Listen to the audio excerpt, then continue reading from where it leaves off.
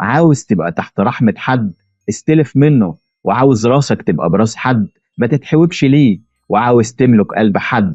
اكرمه وما تأثرش معاه. وعادة وفي أغلب الأوقات اللي مش حلوين في الصور أحلى في الحقيقة. ومش كل اللي بيرد عليك حلو، ما بيعرفش يرد وحش، ممكن يكون بيحبك وبيراعي مشاعرك، فما تستهترش بيه. وأي فلوس تاخدها باقي بص عليها الأول قبل ما تمشي، يمكن يكون فيها قطع ولا حاجة، وما تاخدش بالك غير وانت بتدفع في حاجة تانية. فزي ما اديت غيرك حقه، اتأكد انك خدت حقك مظبوط، وما تتكسفش انك تطلبه حتى ولو جنيه. وعايز اقولك ان احسن وقت تنصح فيه الست بتاعتك هو وقت الصفا ما بينكم، مش وقت الخناق والزعل.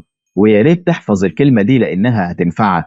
حبك الاول هو حبك الاخير. يعني تقدر تنسى اي حب قديم وتحب مرة تانية من جديد، وحبك التاني يبقى بقدرة قادر. اول حب.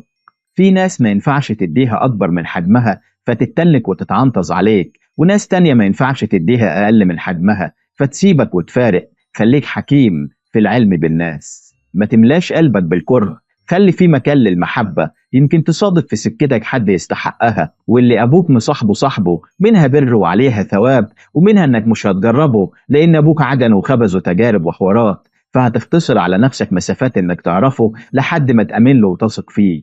اتنين، اوعى تديهم مساحة في قلبك مهما كانت مميزاتهم: البخيل والمتكبر.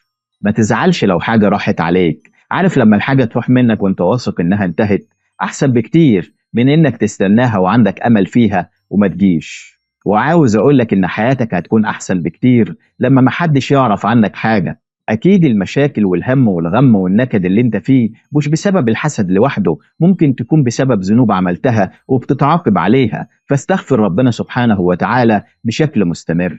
ولازم تكون عارف ان عشان تكمل في الدنيا وما تقعش، مش شرط تكون اذكى واحد ولا اقوى واحد، ولكن على الاقل خليك مؤمن بالاقدار، ومطرح ما تحطك الايام اتاقلم وتعايش. اتعود تقلب الصفحه وما تسالش نفسك ليه اتعمل معايا كده، اللي زيك واللي احسن منك اتغدر بيهم. وما تقفلش قلبك، مش كل الناس وحشه زي ما انت فاهم، انت بس اللي اخترت الوحش مش اكتر. التفويت وتكبير الدماغ بيقضي على 80% من المشاكل اللي ممكن تحصل. اختار معاركك، مش كل حد واي حد تشد وتدخل في خناق معاه وتستهلك من نفسك. انت اذكى من كده بكتير. ولما توعد حد بحاجة، اوعد على قدك علشان تعرف تتمم اللي اتفقت عليه. وعلى رأي المثل: قلل من الندر ووفي. ومادام غيرك زعل من شيء، يبقى مش تافه حتى ولو كان في نظرك بسيط.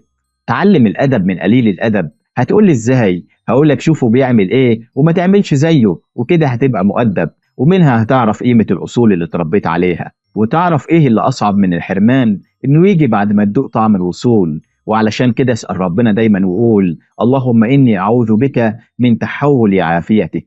ومن علامات النضوج إنك ما تصدقش الحاجة غير لما تشوفها وتحصل قدامك وتمسكها بإيدك كمان. وبرضه من علامات نقاء القلب إن لو كان حبيبك أو قريبك في خير، ما تشغلش بالك بيه وافرح له حتى ولو مش هتاخد منه حاجة، يكفي إنك مش هتشيل همه. والشخص اللي أسلوبه ما بيعجبكش وما بتحبش إنه يعدل عليك، ما تحاولش تاخد رأيه أبدا في أي حاجة تخصك.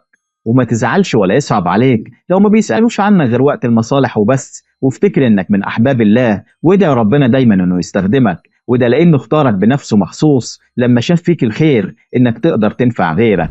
والدليل ان النبي صلى الله عليه وسلم بيقول: ان لله عبادا اختصهم، اختارهم بشكل خاص. ليه يا رسول الله؟ قال: لقضاء حوائج الناس. ما تقولش ابدا انك هتتخان ولا هتفتقر ولا هتمرض ولا هتموت. من الاخر ما تتوقعش المصيبة، وده لان التوقعات بتحصل وبتتحقق. وعلشان كده توقع كل خير، انك هتختني وهتعيش سليم ومتصان، وخلي عندك يقين في الله واطمن، عمرها ما هتخيش معاك، اصل ربنا ما بيكسفش حد. سلام.